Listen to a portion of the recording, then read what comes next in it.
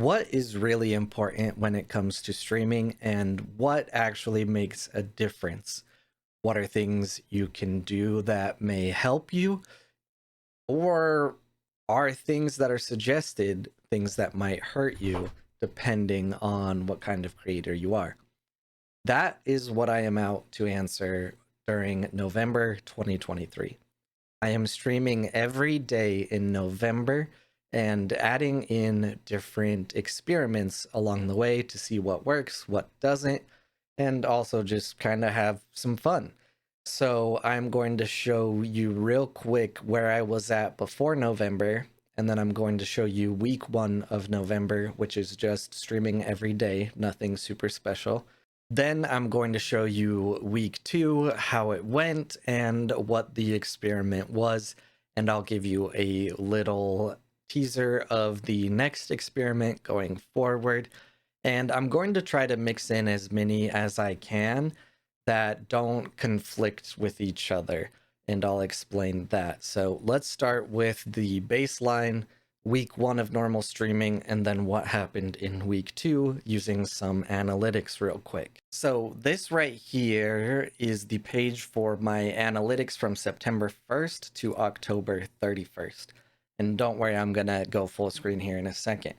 But really, the main thing we want to look at is the average viewers, follows, and those other analytics will be good, but they aren't going to have as much of a bearing on what I'm doing. Obviously, if there's something that creates a huge amount of follows, I'll note that, but I don't think that's going to happen. Well, who knows? We'll see. So as you can see here, September 1st to October 31st, I have an average viewership of 6.6. I streamed a total of 51 hours. This was when I wasn't really streaming. I was just doing it here and there, but early September, I learned I was losing my job right around here. So you can see that I picked up streams a little bit.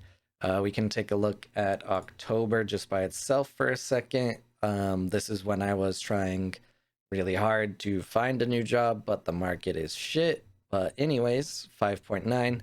So let's look at the first week of November, which is our baseline of November streams. So November 1st through the 5th was me just streaming as I usually would and collecting some information.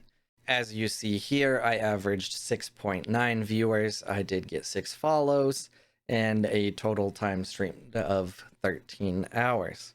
Now, what I was doing during this time period is I was streaming what I really wanted to and seeing what Twitch would suggest to me for category suggestions, which is a new feature they added a couple months ago. Other websites have done it before, but this is direct from Twitch, them saying what would be beneficial to stream on your channel. Unfortunately, the footage of me showing what exactly was recommended was corrupted and in the wrong FPS. So I'll show you what it looks like now and then tell you what it showed me back then. So kind of a little bit of a spoiler, but actually not really. You can see the last thing I streamed was DC Dual Force, and this is what it suggests based off of that. I did also check all genres and see what it would suggest to me. Oh, You Will Die Here Tonight. That's actually a really cool game. It did not suggest that to me before, though. So what this is saying is, based on what you stream or what you most recently streamed, this is what we would suggest you stream on your channel. Now, Backpack Battles was one that actually was recommended when I took down the notes, and here I will tell you real quick. So the game suggestions from my notes before I started playing any of them, they were Alan Wake, Stalker Anomaly, Backpack Battles, Slay the Princess, World of Horror, and They Are Billions. Now, I'm a little bit on a budget, so I made some quick decisions, and I did stream Backpack Battles, and after that, I streamed Stalker Anomaly for multiple days. So let's take a look at how that turned out.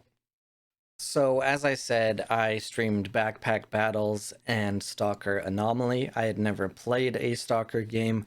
I did research Anomaly a little bit to kind of see if it would be okay to jump into. There were conflicting opinions about which game is better to start, which game is better in general, but it was a standalone mod that was free, so Backpack Battles was actually a lot of fun and is a auto battler type game where you load your backpack with different items to defeat other players. Now, this is kind of interesting how this worked out. Let's take a look. So, from November 6th to November 9th, we actually went down in almost everything, which is really interesting. I wouldn't say that Backpack Battles or Stalker Anomaly are entirely outside of things I would normally stream. I am a variety streamer, and they did both fit in things I'm interested in, otherwise I wouldn't have played them at all. But viewership did decline. At most, on Tuesday, I had 5.3 average viewers. You can see here in the content of streams on Monday is when we did Backpack Battles, and then Tuesday, Wednesday, and Thursday we played Stalker Anomaly. So as of today, which is Friday the 10th, I planned something a little different that I'm calling TCG Weekend, just because it's something I wanted to do. So I streamed DC Dual Force today. Tomorrow I'm going to be streaming Legends of Runeterra, and then on Sunday I'm going to be streaming Eternal, the card game. Now, there is another experiment that I added on the 6th besides the category suggestion, which is I am now multi-streaming, and I will be for the rest of the month. The data on that is still pretty low, so I'm going to wait until a little later to break that down. Things on YouTube are starting to look interesting, but we'll see if it keeps up. I am also doing little side experiments with how I announce streams and go about telling people what I'm streaming, and I'll have those details in here if they make any sense to differentiate at all. Next, I'm going to have another experiment that starts on the 14th of this month, and I'm going to have some more special things that I try to mix in. So let's see how those go, and hopefully it doesn't just tank all my analytics to hell. I kind of do have a theory, and that theory is I have been streaming for way too long, so basically nobody really cares anymore. And the fact that I am streaming every single day in November also makes it kind of less of a novelty. And because these things aren't working to bring in a lot of new people, the people that already know I stream and know what I do are basically getting tired of it. But I don't know. We'll see how the rest of the month goes. Hello and welcome to November 21st. I have filmed this specific part twice before, but wasn't really happy with it, and now I'm realizing I'm wearing the same hoodie as the start of the month. Anyways, as I mentioned, I was starting a new experiment with Twitch ads, so let me show you real quick November 1st through November 13th, doing ads the way I prefer to do them, which is running a pre-roll ad during my starting soon screen, taking an ad break an hour in and running some ads while a be right back screen is on. And if I keep going, usually every 1 hour or 1.5 hours about, throw up a be right back screen, get some water, throw some ads up. That way no one's missing anything. Let's look at the revenue for that. So one really good thing to take note of during this is the ad time per hour.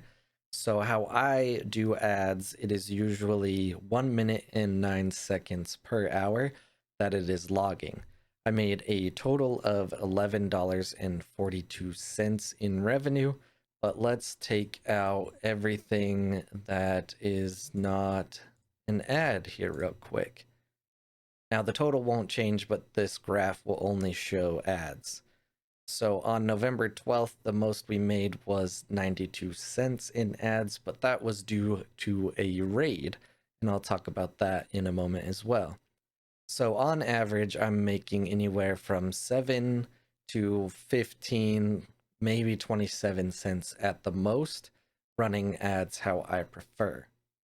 So now let's take a look at the 14th through today, or when it last loaded ads. So there's not going to be ad data yet for Monday and Tuesday.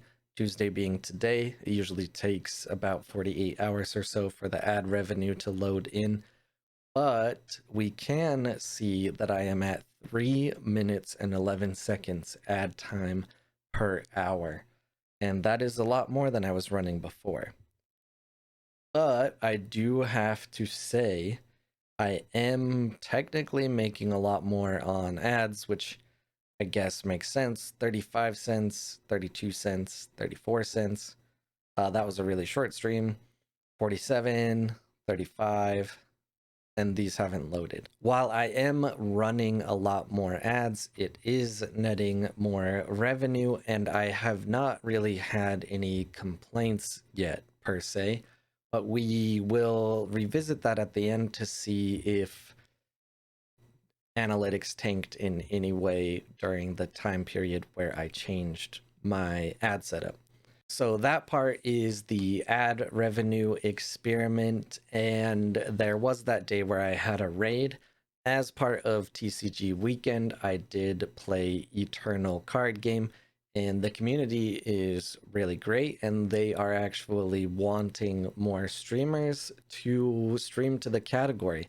So there are viewers that are there ready to watch those streams, and I received a raid from one of the bigger streamers in that category, Marvin the Imp. So shout out to Marvin. I'll put the link in my description to his Twitch stream. Hopefully I remember. I should probably go write it down in my notes right now.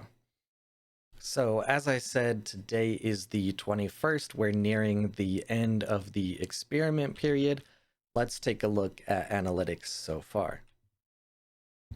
So for November 1st to November 21st, we are at 6 average viewers, 24 new follows, 7 subscriptions, and then $20 in revenue. Now, the average viewers is basically about the same, but you will see here that there are some much higher days coming through. Not only the raid day, but a couple others in there. But it is very hit or miss. So how it seems right now, just taking November 1st to November 21st, seems like everything is pretty positive. Every arrow is green, and that means that it's better than a previous section. But when you're looking at analytics, you should most often look at the last 90 days. So let's see what that looks like. So taking the last 82 days, I guess, September 1st to November 21st, my average viewership is actually down. But my follows and subscriptions and revenue, of course, are up. So a part of this makes me kind of believe in viewer fatigue, maybe specifically around my Twitch channel, that is very old. But hopefully this is a net positive and gearing people towards my YouTube, or to come back around if I do stream something else they are interested in.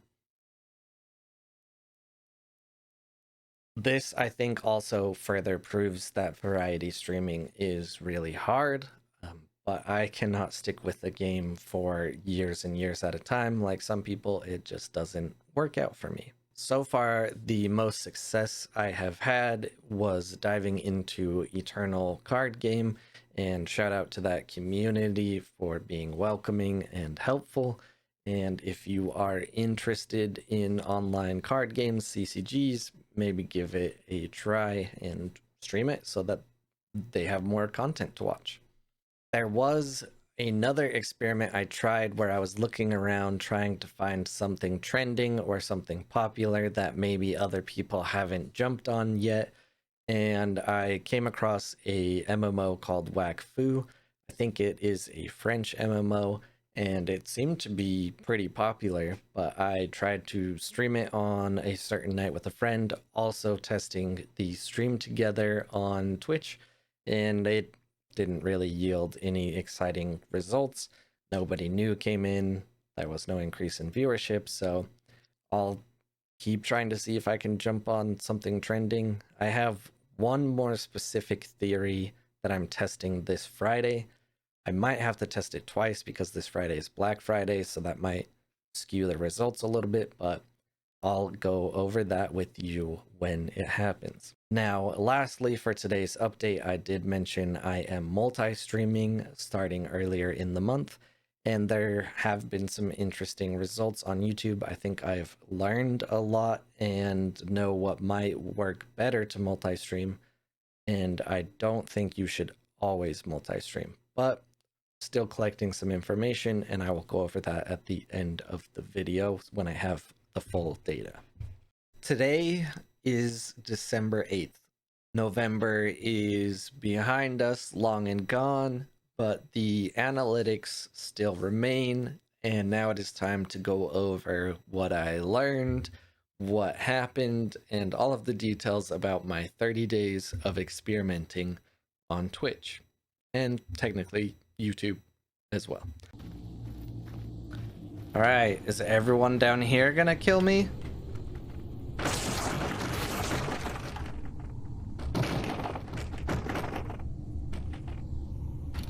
I'm just going to jump right into it with my Twitch analytics on the overview page and show you the full month of November, go over what happened, what the numbers look like, my thoughts behind it, and then quickly I'm going to touch on going live posts and what I learned from that, and finally what I think about multi-streaming and how it went specifically, and how I think people should maybe move forward with multi-streaming, or at least just for me personally, how I'm going to approach it. So let's take a look at the numbers. So you'll see here, and I'm going to expand it in a second, that most everything looks positive.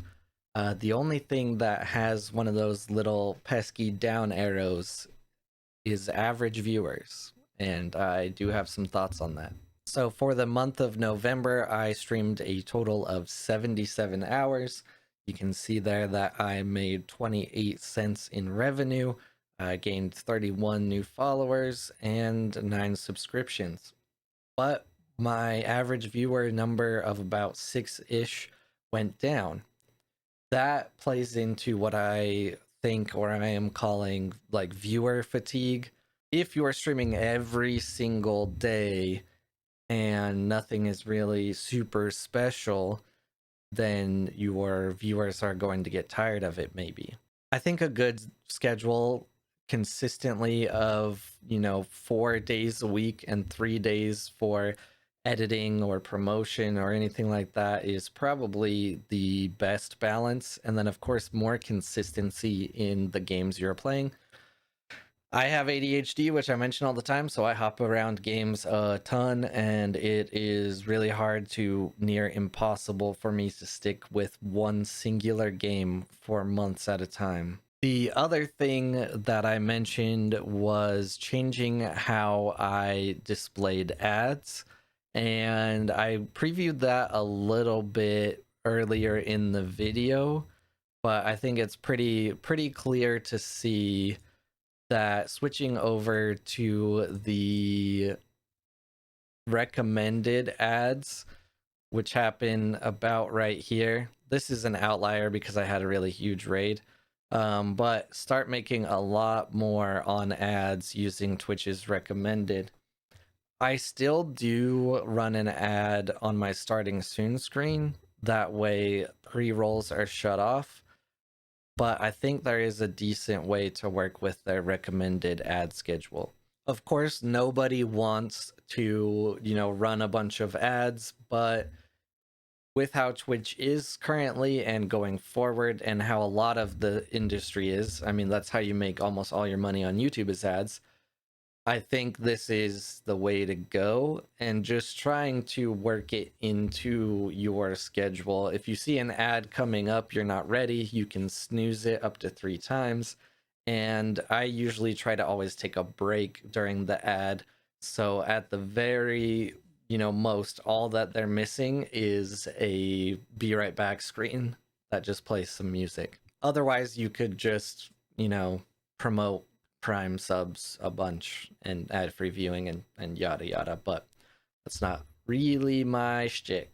Next, we're going to jump over to streamb.io real quick to dive into specific games and how they worked for me, and then my final thoughts on the Twitch part. And I'm using Streamb because they have this amazing what to stream section, as well as a bunch of different analytics that I use all the time. But I felt it was important to show the statistics straight on Twitch so that you had that, raw information, no third party, yada, yada. But I do use Streamb pretty often for a bunch of things. So let's take a look at that. So this is the what to stream section for the past 60 days. And it is going to show how much I streamed a certain game and how much people watched and the followers that I gained. So if you see this snapshot, you can easily see that Eternal card game really makes up a lot of the success, even when all other games are lumped into their own category. They don't match up. As I mentioned earlier in the video, Eternal has a great community and they're looking for more streamers all the time. So second would be Resident Evil 6, which is pretty, common. I have played a lot of Resident Evil games, and a lot of people really love to watch them be played through. So I should probably go back and play some more Resident Evil 6. There is a video on my channel of me playing through Chris's campaign. You should check that out. So the takeaways from the Twitch part is I feel streaming for 30 days straight is a little bit too much fatigue on everybody. And especially if you're switching around a bunch of games. That's just my style though, which I know is not inducive to growing, but it's what I work with. You can take information like this and you don't have to absolutely change everything you're doing to try and succeed. There should be a path if you put in the work and consistency to do it how it works for you, just doing it a little better based on information. Mine would be obviously playing more Resident Evil and maybe more Eternal if I can handle playing that for a long period of time before my brain decides no more. As well, we learned that the ad scheduler from Twitch and using the recommended settings will get you a lot more ad revenue. And if you have more viewers than me, it's probably really worth it. Just work it into your schedule and how you do things best. The other things I tested out were doing, special event kind of streams. I built a terrarium and just other things I tried to mix in. They really weren't that successful, but I think a part of it was some of the stuff I did was around Thanksgiving holiday, and things really started to slow down around then, which totally makes sense. To go back to earlier in the video, I did try out Stalker Anomaly, and it did result in some things, but not any new followers. And I think I want to try another Stalker game, just not that one. So there's a new title coming up. Maybe I will dive into the first one on that. So now let's talk about going live posts real quick, and then the area where I think I learned the most in multi-streaming and how I feel it should be approached. So real quick on going live posts, this is my area for Twitter analytics. The analytics page is kind of broken right now. I guess they are working on an updated new area If you go to this area, it has this message here, how they're working on improvements, yada yada.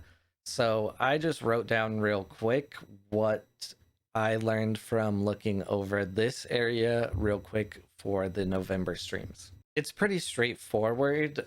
Most often, including a GIF in your going live post has it have more impressions and usually more engagements. The one or two times that I did nothing but post my link, no GIF, no picture, nothing, it had less impressions and less interactions. Might be really obvious to some people, but there are a lot of people out there who just post a link.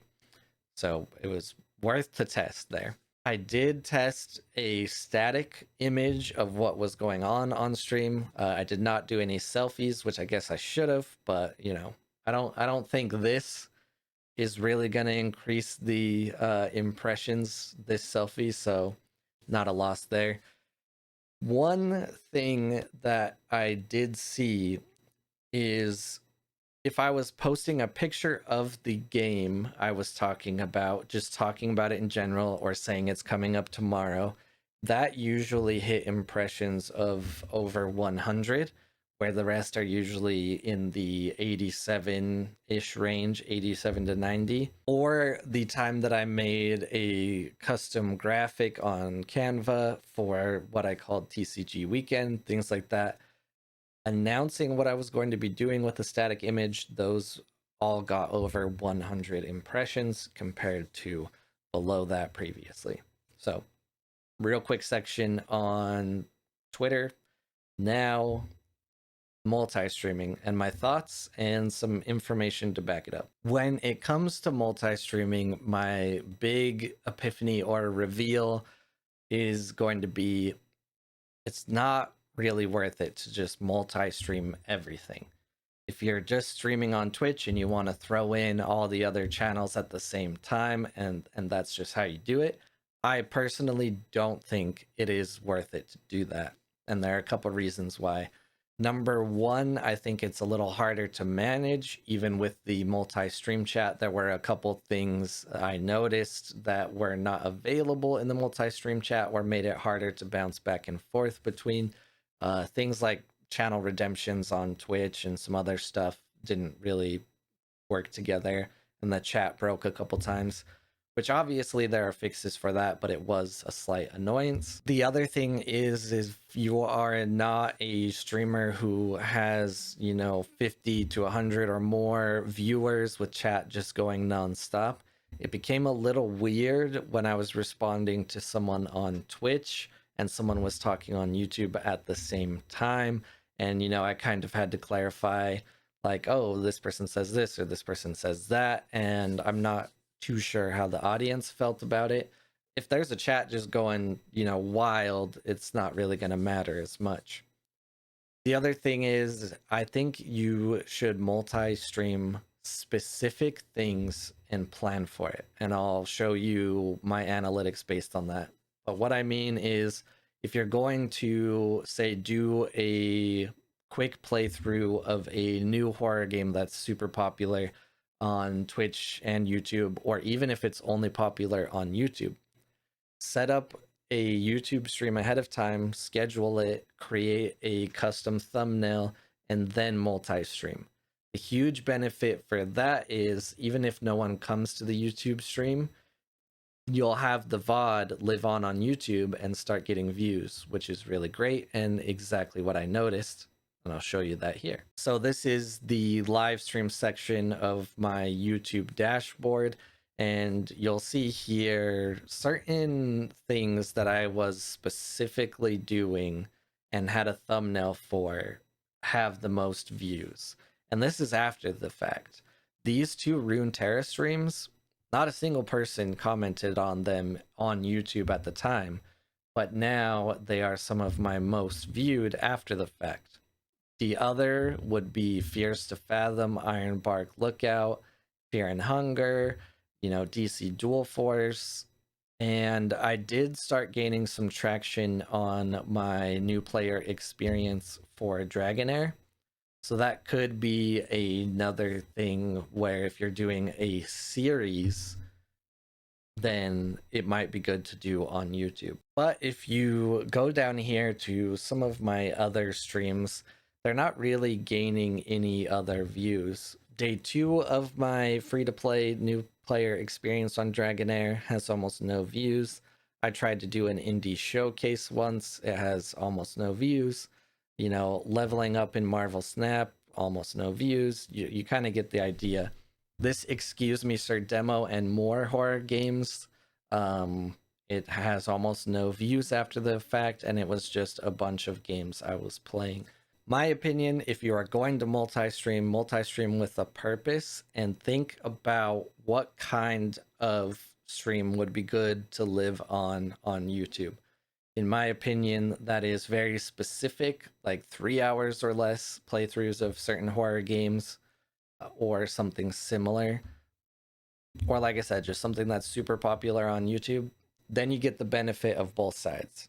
Even if no one comes to your YouTube stream, it lives on for people to watch after, and you have your normal audience on Twitch if you're coming at it from the same regard that I was. The games that actually had the most people coming into my YouTube streams were the Fears to Fathom horror games, where I was actually speaking with people in both chats. So also good to know. I'm sitting here and I'm thinking, after that full on just blast through YouTube, is that it? I think that's it. I had fun streaming. I would not recommend streaming for 30 days straight for a lot of reasons, obviously. I don't know how people like Cohlrabi or some others have streamed for like years straight. It's just a lot. I guess it's a little easier if you're grinding specific games like 30 to 60 days or more at a time. But I unfortunately am not able to do that, or it is very hard for me to get that hooked into a game. Let me know your thoughts, your comments, what part maybe helped you or you would like me to expand on. I'm always available to answer questions. I might not be the most successful streamer, but I've been doing it for a very long time. So I've tested a bunch of crap and systems and programs, and just like and subscribe, please. I spent 30 days doing this and some of it failed.